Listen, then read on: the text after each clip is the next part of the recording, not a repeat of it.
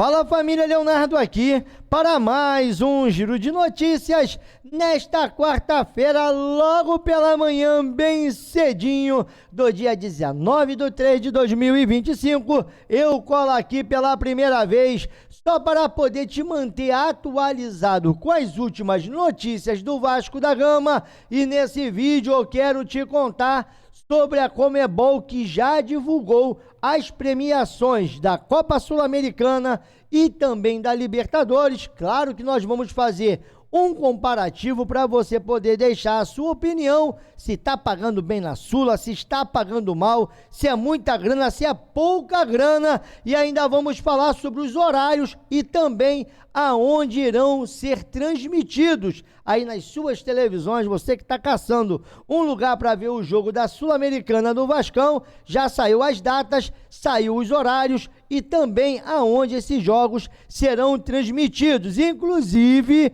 a Conmebol exigiu do Vasco uma melhor iluminação. O Vasco vai ter que investir uma grana para poder melhorar a sua iluminação. Tudo ali o Vasco está fazendo de acordo para poder se preparar para uma competição internacional depois de 5 anos. Ainda vamos falar de toda a logística do Vasco também para esses jogos fora do país. Vou te falar aqui como o Vasco irá fazer para poder atender toda essa agenda. E inclusive, rapaz, em falar em agenda, se lembra da situação da recuperação judicial? Pois é, a prefeitura está cobrando do Vasco impostos, e se o Vasco não pagar, alô, Dudu Paz, não perdoou? Pois é, se não pagar, complica, sabe, a entrada dessa recuperação judicial. Vou te trazer alguns detalhes disso, que ainda vamos falar sobre o presidente do São Paulo, que deu-lhe uma alfinetada no Vasco da Gama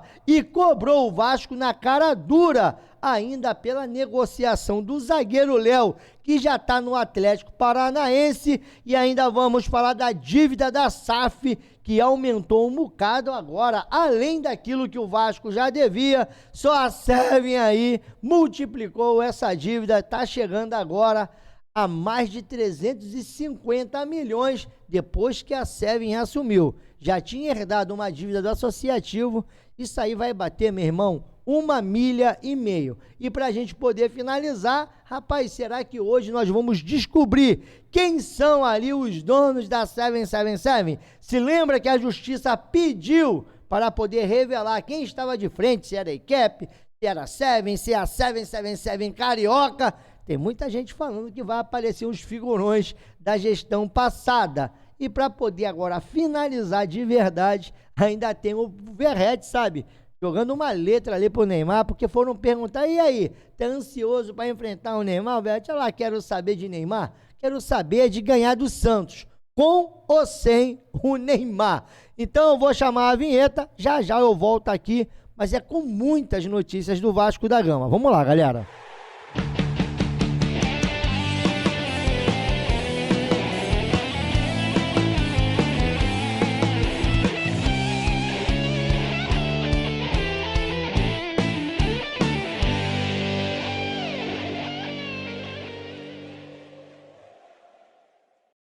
Voltamos aqui, Leonardo, canal da torcida vascaínos, desde já agradecendo aos mais de 104.930 inscritos aqui.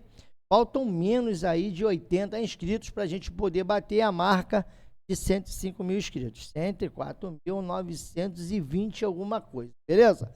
Então, para você que chegou aqui agora e ainda não é inscrito nesse canal, se inscreva e ative o sininho das notificações. Para quem já é inscrito, nós estamos aqui naquele drama de novo de strike. Isso tem tirado demais o nosso engajamento. Inclusive, os nossos vídeos, nem lives, têm sido notificados. De repente, você não tem nem recebido as notificações diárias, porque nós fazemos 2 vídeos por dia e também 2 lives. De repente, você não está tendo acesso ao nosso conteúdo. Então eu quero te pedir aqui encarecidamente que você deixe o seu like. Você que gosta do meu trabalho, deixe o seu like, porque ele ajuda demais a esse vídeo chegar até mais vascaínos. Um outro detalhe é que no final de tudo, vocês comentem sobre as nossas informações e vamos começar com essa daqui, que foi repercutida lá pelo canal Aqui Se Fala de Vasco, do nosso amigo Mumuzinho da Colina, que diz assim: o julgamento entre Vasco e 777 Partners, adiado anteriormente por falta de um representante da empresa, tem o prazo final nesta quarta-feira. A Justiça concedeu 5 dias para que a 777 regularizasse sua representação no caso, porque nessa ação que está correndo na Justiça, onde o Vasco tomou o controle da Seven, a Seven recorreu e aí não tinha um representante. Ninguém sabia se era o Jorge, se era o Steve Pasco ou se era o Kenneth King, que é o manda-chuva lá da ACAP. Pois é, a Justiça já tinha dado 5 dias e esse prazo expira hoje. Então hoje vai ter que aparecer os donos da Seven. Olha, eu tô curioso para saber. Uma outra coisa que está correndo por fora é essa dívida do Vasco. E segundo lá o VP jurídico do Vasco, a dívida aumentou demais. Agora está batendo 350 milhões, além dos 700 milhões que a SAF já tinha herdado do associativo. Ou seja, essa dívida já ultrapassou 1 bilhão e deve de aumentar muito mais, porque a Seven não pagou absolutamente ninguém. E aí, cara, o Vasco, no meio dessa recuperação judicial, tentando tocar a sua vida, mas não tá fácil não, porque olha aqui, ó. Presidente do São Paulo revela a expectativa de receber valores pendentes do Vasco. O presidente do São Paulo, Júlio Casares, alfinetou. Vou até botar o fone aqui, né? Vai que começa a vazar algum áudio e eu não escuto, né? Porque eu não tô com fone. E aí, às vezes, vaza áudio aqui dessas páginas, sabe? Mas vamos lá. O presidente do São Paulo, Júlio Casares, alfinetou o Vasco nesta segunda-feira. No caso, ontem, no dia que foi ali o sorteio da Sul-Americana, fase de grupos e também da Copa Libertadores. Segundo o mandatário, o tricolor paulista é Segundo o mandatário do tricolor paulista, o Cruz Maltino é um dos responsáveis pelos atrasos e alguns pagamentos no Morumbi. Isto porque o clube carioca ainda não pagou a sua totalidade pelo zagueiro Léo. Cara, vou te contar essa história porque, olha, esse papo de uma totalidade está bem distante. Um clube que temos para receber, são as aspas do Casares, é o Vasco. Negociamos o Léo e esse dinheiro entrou na recuperação judicial. A chance de receber esse dinheiro é mínima. Isso acontece com os outros clubes. Não repudio, porque sei das dificuldades que acontece. Disparou, no caso aí o Júlio Casares, lá a ESPN. E a crise financeira do Vasco se agravou depois que a 777 quebrou. O Vasco teve que tomar o controle do clube e está aqui, ó. O Vasco deve cerca de 8 milhões para o time paulista. O Léo foi comprado por 12 milhões, o Vasco só pagou 4 milhões, inclusive. Desculpa, vamos lá. O jogador foi comprado por cerca de 16 milhões, em 3 parcelas. O Cruz Maltino não quitou todas. No início do ano, o Léo foi repassado, aí sim, para o Atlético Paranaense por 12 milhões. E até agora o São Paulo não viu a cor do dinheiro. Então, dos 16 milhões, o Vasco até esse momento só pagou a metade. E aí, como é que fica a questão do Léo agora no Atlético Paranaense? Porque tem mais uma aqui, e essa vem lá da Prefeitura do Rio de Janeiro. Prefeitura do Rio lembra à Justiça que o Vasco deve mais de 425 mil em impostos. A Prefeitura do Rio de Janeiro avisou à Justiça que o Vasco da Gama precisa negociar com a Fazenda Municipal todas as dívidas tributárias existentes antes de dar continuidade a recuperação judicial. A Procuradoria-Geral anexou um documento, veja só, com 3 páginas de dívidas sobre imóveis do clube. A pendência supera 427 mil e está na 4ª Vara Empresarial, que irá decidir sobre o pedido feito da Prefeitura. Lembrando que toda essa recuperação judicial está sendo ali negociada, está sendo feita na 4ª Vara Empresarial. Então vamos ver, né, como é que o Vasco se sai dessa.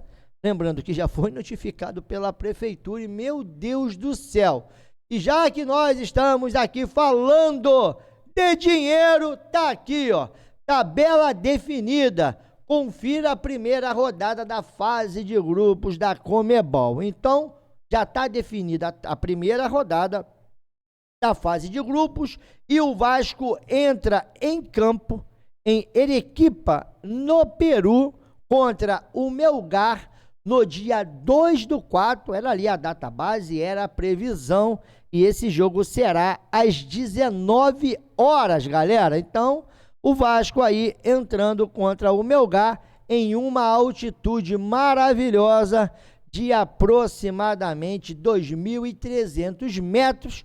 Já trouxe um corte aqui do Verratti falando que não queria jogar na altitude. Mas como isso não tem como ser escolhido, né? Caiu ali no sorteio, Verratti vai ter que jogar. E aqui estão as datas e também os locais, inclusive em qual TV ou em qual emissora, em qual plataforma se irá passar. Olha só, Melgar e Vasco, quarta-feira, dia 2/4, irá ser transmitido pela Paramount. A segunda rodada entre Vasco e Porto Cabedelo, quarta-feira, dia 9/4, às 21h30, passará na ESPN Brasil, é claro.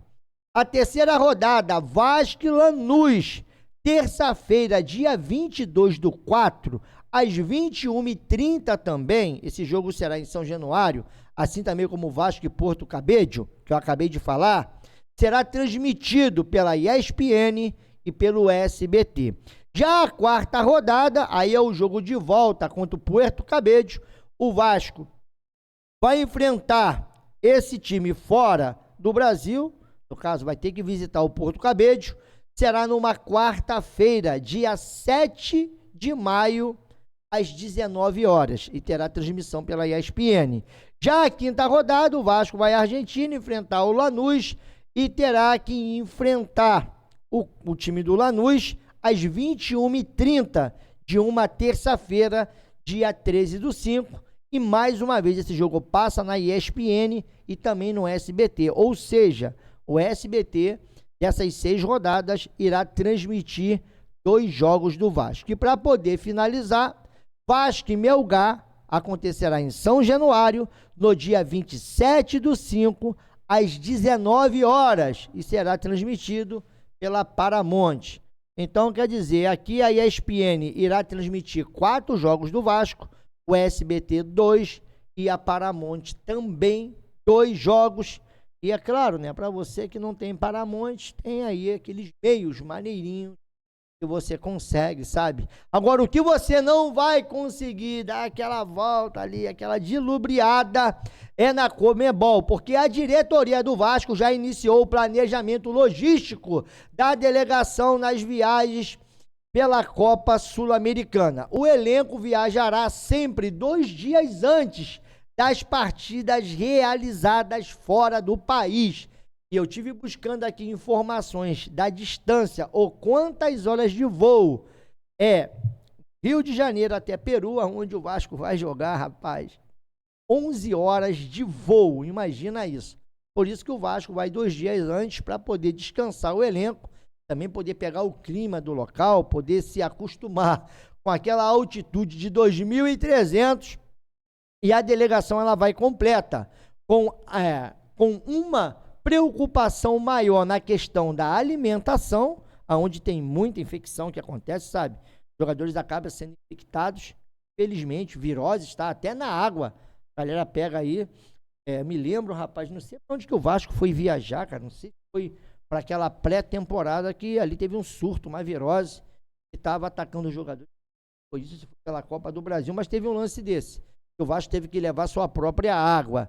E também a estadia dos jogadores é uma outra preocupação do Vasco, devido, né, à rivalidade, esses jogos, de repente, de mata-mata, onde o Vasco pode se hospedar em um local que não traga tanta segurança para a delegação. Então o Vasco está bem esperto nessas possibilidades de horário, de voo, de demora, sabe? Quanto tempo vai chegar também. Quer fazer isso antecipado e ali buscar a sua própria alimentação e também a melhor hospedagem para os atletas. Uma outra situação é a iluminação de São Januário. Terá que aumentar por exigência da Conmebol. O Vasco já está ciente e faz ajustes necessários.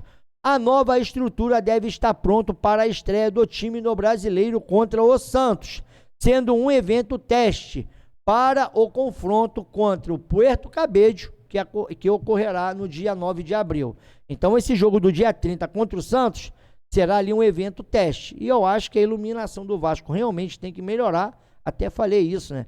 E tomara que isso acabe favorecendo também as arquibancadas, porque tem uma coisa que eu não gosto, né? Eu passei a não gostar em São Januário, é as iluminações que ficam nas arquibancadas. Você não consegue ver a torcida do Vasco nitidamente. A torcida do Vasco geralmente lota o estádio, faz uma festa linda, mas na parte das arquibancadas sociais a iluminação peca muito.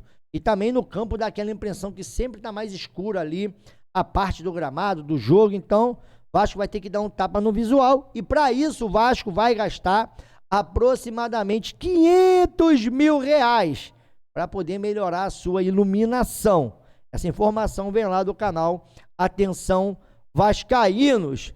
Bom, e agora vamos falar sobre a premiação da Sul-Americana e também a premiação da Copa Libertadores. Tá aqui, ó, a premiação total pode gerar ao campeão até R$68 milhões. Vamos lá.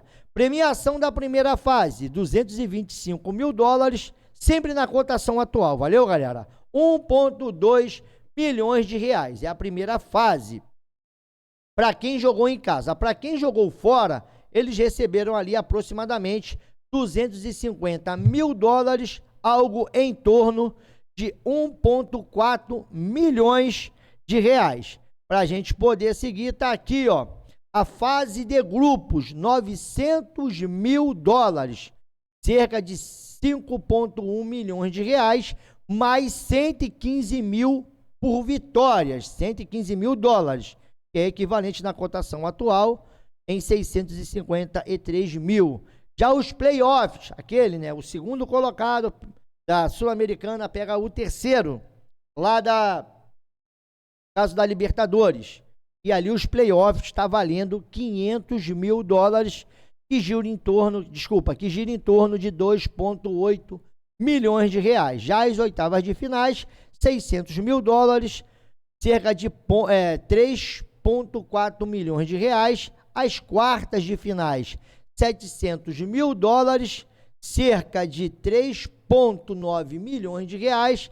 As semifinais, $800 mil, $4,5 milhões. O vice-campeão, $2 milhões, cerca de R$11,3 milhões. E o campeão ganha $6,5 milhões, cerca de R$36,9 milhões. Mas se você for fazer uma comparação com a Conmebol, o campeão da Conmebol ganha $24 milhões, R$136 milhões.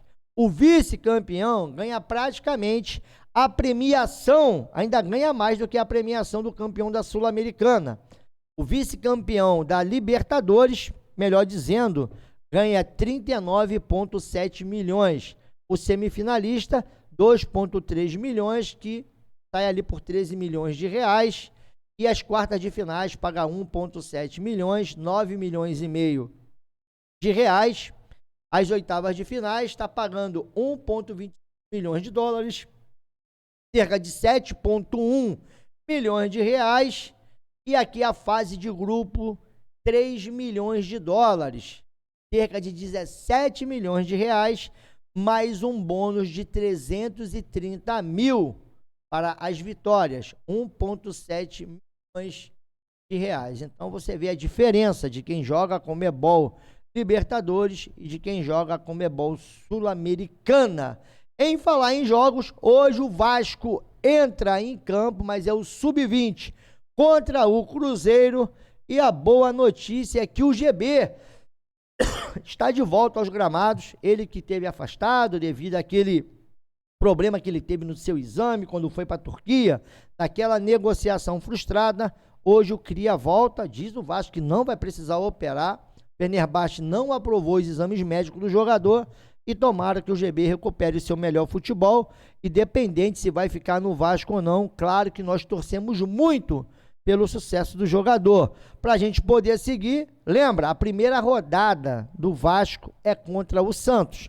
E o Vasco vem se preparando, pelo menos ontem foi 2 períodos de treinamento. Já já eu vou trazer. E o Verratti esteve falando sobre essa possibilidade de enfrentar o Neymar. O homem ontem estava afiado. Vamos lá, Verratão? Qual é desse caô com o Neymar? Fala comigo. Cara, eu respeito muito a jogadores desse nível, como ele, como Felipe. Mas quando eu entro dentro do campo, esqueço de tudo. Sinceramente, eu só quero que chegue esse jogo e ganhar o Santos. Se está ele ou não, a mim não me modifica muito. Mas a gente respeita ele, sabe o jogador que é. Aconteceu quando eu cheguei aqui, em um jogo contra Atlético Mineiro no Maracanã, que estava Felipe Scolari de treinador, e eu não tomei conta disso. E um amigo depois me falou, ele é treinador do Atlético Mineiro, eu foco muito no jogo, mas respeito muito, mas a gente tem que fazer sua parte, a gente se sente muito cômodo em São Januário, aí tem que fazer sofrer a ele, a gente tem que ganhar. Tem que fazer ele sofrer. Com esta camisa a gente tem que ganhar todos os jogos que tem que jogar, ou fazer tudo para ganhar. E a gente tem o Felipe, nosso elenco, que também é um cara que tem essa atração, então a gente tem que preparar para isso. Ele falou, eu não me importo muito, né? Se vai jogar o Neymar, se não vai, eu quero que chegue logo o jogo e eu ganhe do Santos. E ele fala ali categoricamente, a gente tem que fazer o Neymar sofrer. E para falar também de jogadores desse tamanho, nós temos aqui o Felipe Coutinho. Ainda se apoiou no Felipe Coutinho para tirar essa onda com o Neymar, ou pelo menos dizer, cara, não estamos com medo de ninguém. Jogamos contra o Atlético Mineiro, estava lá o Filipão, que foi pentacampeão mundial como técnico, eu nem sabia quem era o Filipão, estava preocupado, era de ganhar o jogo do Atlético. E o Vasco vem se preparando, ontem teve 2 turnos de treino, inclusive à tarde, aquele chamado treino físico pegado. Rapaz, eu fiquei impressionado aqui com o arranque do PH, mano, o PH... O cara é um monstro, cara. Se liga aqui, ó. O Vasco esteve ali puxando peso, esteve ali, sabe, no campo, fazendo uma parte física, tentando aprimorar, porque vai precisar correr mais do que aquilo que, pelo menos, apresentou no Campeonato Carioca. Eu acho que não vou poder deixar o áudio aqui, não. Deve estar com aquelas musiquinhas. Aí, não tem jeito, galera. Vai aqui sem áudio agora. A arrancada do PH. Ó. Tá maluco, mesmo. Todo mundo ali pegando um pezinho, saltinhos. E, bom, vamos ver, né, como é que esse Vasco chega ao Payet ali, ó. Olha esse elástico frouxinho aí também, não tá forçando muito não, tá? Teria que tá mais um pouco esticado esse elástico pro cara poder fazer mais pressão naquele tipo de arranque. Ó, o Jair cheio de vontade, cheio de perna, né? É o Vasco se preparando e eu vou deixar aqui agora uma análise do Amadeu e também do Digão, que estiveram ontem no CT Moacir Barbosa, saíram dali, já era quase 7 da noite, fecharam o CT. Vamos ouvir. Do canal da Torcida Vascaína, diretamente do CT Moacir Barbosa. Estou aqui com meu amigo Digão.